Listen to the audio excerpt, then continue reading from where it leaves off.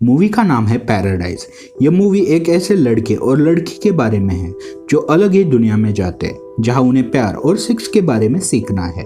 अब इस मूवी को काफ़ी लोगों ने द ब्लू लगून की कॉपी भी कहते हैं, लेकिन ब्लू लगून के मुकाबले यह मूवी काफ़ी बोल्ड थी। ब्लू लगून को भी हमने एक्सप्लेन किया है, जिसकी लिंक डिस्क्रिप्शन में है। यह साल है 1823। कुछ लोग बगदाद से दमिश्क की यात्रा कर रहे हैं, जिसमें सारा और डेविड है। सारा अपने नौकर जेफरी के साथ है और डेविड अपने बूढ़े पेरेंट्स के साथ है। ये दोनों इंग्लैंड के ही थे। अब सारा के पास एक आदमी आके उससे बातें करने लगता है, जिसका नाम जैकाल है, जिसे सारा को अपने लिए हासिल करना है। लेकिन तभी वहाँ पे एक आदमी आता है और वो जैकाल को दूर रहने को कहता है और कहता है कि ये मेरे प्रोटेक्शन में है। अब यह आदमी सारा के पापा का एक खास दोस्त था। अब जैकाल उस आदमी को काफी पैसे देता है और वो पैसे फेंक देता है। जैकाल वहां से जाता है। सारा पूछती है कि वो आपको पैसे क्यों दे रहा था, तब वो बताता है कि वो तुम्हें पाना चाहता है, किसी से बात मत करो। अब जैकाल लड़कियों की बोली लगा रहा था और उनके कपड़े भी उतरवा रहा था। डेविड वहां पे आके एक लड़की के बदन को ढकता है और जैकाल उसे धकलता है। डेविड के पेरेंट भी दमिश्क की यात्रा पर जा रहे थे, तो वो उस आदमी से मदद मांगते हैं। अब यहीं पे सारा और डेविड एक दूसरे को पहली बार देखते हैं। अब ये सारे लोग एक साथ जा रहे थे। जैकाल भी उन्हें जाते देखता है। अब पूरे दिन जाने के बाद वो एक जगह पर रुकते हैं। रात में डेविड सारा को छुप के देखने लगता है। बाद में अगली सुबह जैकाल उन पर हमला करता है, जिसमें डेविड के पेरेंट मारे जाते हैं। अब सिर्फ सारा, डेविड और जेफरी बचे थे। अब ये लोग ऊंट के सहारे आगे बढ़ते हैं। एक गुफा में आते हैं। यहाँ पे उन्हें ताज़ा पानी पीने मिलता है। अब पानी का इंतजाम तो हो गया, लेकिन खाने का क्या? लेकिन जेफरी उन्हें बताता है कि हमें चलते रहना चाहिए। लेकिन जेफरी की तबीयत बिगड़ जाती है। सारा जेफरी की बुक खोलती है कि उसे लगता है कि शायद इसमें कोई चीज हो, लेकिन किताब में ह्यूमन बॉडी के बारे में लिखा था, कैसे जवान होने पर एक मर्द और औरत के शरीर में बदलाव होते। इस बुक में ऐसा सब कुछ था।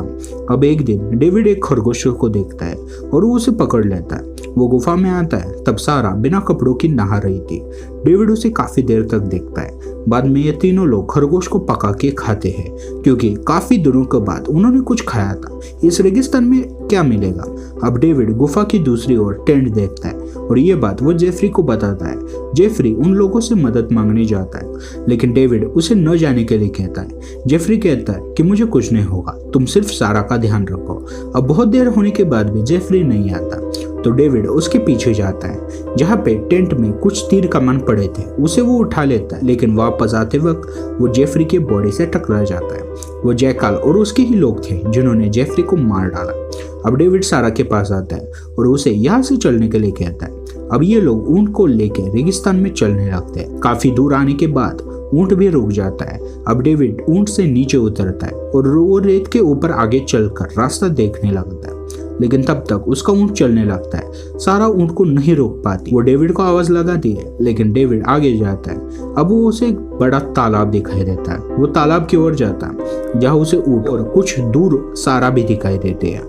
अब तालाब देख के वो दोनों काफी खुश थे। वो स्विमिंग करते। समंदर भी काफी पास था, जिसकी वजह से उन्हें खाने के लिए भी यहाँ मिल सकता है। अब ये दोनों यहाँ पर ही अपना घर बना के रहने का ठान लेते हैं। अब यहाँ पे एक चिंपांजी भी था, जिसके साथ ये दोनों दोस्ती कर लेते हैं। अब डेविड को तीर चलाना नहीं आता, तो वो सीख रहा था। सारा के बॉडी में चेंजेस आने लगते हैं। अब सारा डेविड से पूछती है कि क्या तुम्हें मेरे बॉडी में कुछ बड़ा नजर आ रहा है? तब डेविड कहता है कि ये तुम क्या कह रही हो, मुझे कुछ नहीं समझ आ रहा। और सारा, तुम्हें कुछ भी नहीं दिखता, तुम अंधे हो गए हो, ऐसे कह के चले जाते हैं। अब यहाँ पे उनका अच्छा वक्त जा रहा था। उन्हें पता नहीं था कि घर कब जाएंगे, यानी कि किस तरफ जाना है, ये भी इन्हें पता नहीं था। ये अपनी लाइफ को एंजॉय कर रहे थे। एक रात डेविड सो रहा था।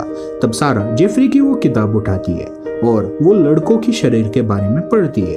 वो डेविड के पास आकर उसकी चादर हटा के देखती है। तब डेविड बिना कपड़ों के सो रहा था। अब वो फिर से किताब पढ़ती है। अगले दिन जब वो खेल रहे थे, तब वो बंदर उन दोनों के सामने ही मास्टरबेशन करने लगता है, जिसे देख सारा जोर जोर से हंसने लगती है। डेविड उस पर चिल्लाता है और बंदर को भगा देता है। तब वो सारा को कहता है कि इसमें हंसने वाला क्या है? तब सारा कहती है कि तुम भी ऐसा ही करते हो। डेविड कहता है कि यह सच नहीं है। तब सारा कहती है कि मैं शर्त लगाती हूँ, किताब में भी यही लिखा है, सारे लड़के ऐसे ही करते हैं और ये नेचुरल है। डेविड वहां से चला जाता है। वो कहता है कि तुम पागल हो गए हो। अब जैकाल अभी सारा और डेविड को अभी भी ढूंढ रहा है। डेविड अब तिल चराना सीख गया है। जयकाल उन्हें देखने से पहले डेविड उसे देख लेता है और वो सारा को सारा सामान पैक करने के लिए कहता है। हमें यहाँ से निकलना है ऐसा भी कहता है, लेकिन सारा को इस जगह छोड़कर नहीं जाना है। तभी उनका ऊंट भी भाग जाता है। डेविड उसके पीछे भागता है लेकिन वो काफी दूर तक नहीं जा पाता। अब वो छुप जाते हैं क्योंकि पैदल वो ज्यादा दूर तक भाग नहीं सकते। अब जयकाल उनकी जगह पर आता है और उस जगह को आग लगा देता है। उसे पता है कि ये दोनों यहीं पर है। अब जयकाल जाने के बाद सारा बहुत रोने लगती है। डेविड उसे कहता है कि रो मत, मैं हमेशा तुम्हारा ख्याल रखूंगा। और एक दिन वो देखता है कि उनका ऊंट वापस लौट रहा है। अब ये दोनों एक दिन खेल रहे थे। तब डेविड सारा को किस करने की कोशिश करता है। सारा कहती है कि ये तुम क्या कर रहे हो, मैं अभी रेडी नहीं हूँ। तब डेविड वहां से जाने लगता है और कहता है कि तुम कभी भी रेडी नहीं होगी। अब डेविड गुस्से में आकर उस किताब को जलाने लगता है, लेकिन सारा किताब मांगती है। बाद में डेविड उस किताब को पानी में फेंक देता है। बाद में वो मछली पकड़ने के लिए जाता है। बाहर आते वो देखता है कि वहां भी सारा नहीं होती। अब डेविड को यकीन हो जाता है कि सारा को जयकाल ने उठा लिया। जयकाल उसे अपने टेंट में लाता है जहां वो सारा को नए कपड़े पहनकर अपने पास आने के लिए कहता है और वो सारा के ऊपर निगरानी के लिए एक आदमी और कुछ औरतों को रखता है और वो खुद डेविड को ढूंढने चला जाता है। यहाँ पे डेविड भेष बदलकर सारा के पास आता है, लेकिन डेविड को एक बिच्छू काट लेता है जिसे वो चिल्लाता है और सभी को पता चलता है कि ये डेविड है। लेकिन फिर भी वो किसी तरह से सारा को लेकर वहां से भाग जाता है। काफी दूर आने के बाद डेविड की तबीयत बिगड़ने लगती है क्योंकि उसे एक बिच्छू ने काटा था। अब सारा डेविड की ख्याल रखने लगती है। अगर किताब होती तो वो कुछ कर पाती। अब अगले दिन भी चलने के बाद वो एक खंडर में रुकते हैं जहां पर डेविड को होश आता है। सारा डेविड को कहती है कि शुक्र है कि तुम ठीक हो, मुझे लगा कि मैंने तुम्हें खो दिया, मुझे पहले ही अपने प्यार का इजहार करना चाहिए था। अब यहाँ भी वो दोनों किस करते हैं।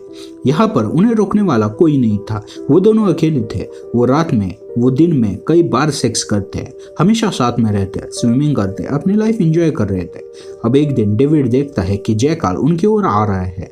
अब वो ऊंट पर बैठ के जितना तेज उसे दौड़ा सकते हैं उतना तेज उसे दौड़ाते हैं, लेकिन उनका ऊंट थक जाता है और बाद में वो मर जाता है। सारा कहती है कि हमें चलते रहना चाहिए, लेकिन डेविड कहता है कि हम कितना भागेंगे, और वो वहीं पर रुक के जयकाल का इंतजार करते हैं। अब जयकाल दिखने पर डेविड उसे तीर मारता है, लेकिन वो चूक जाता है।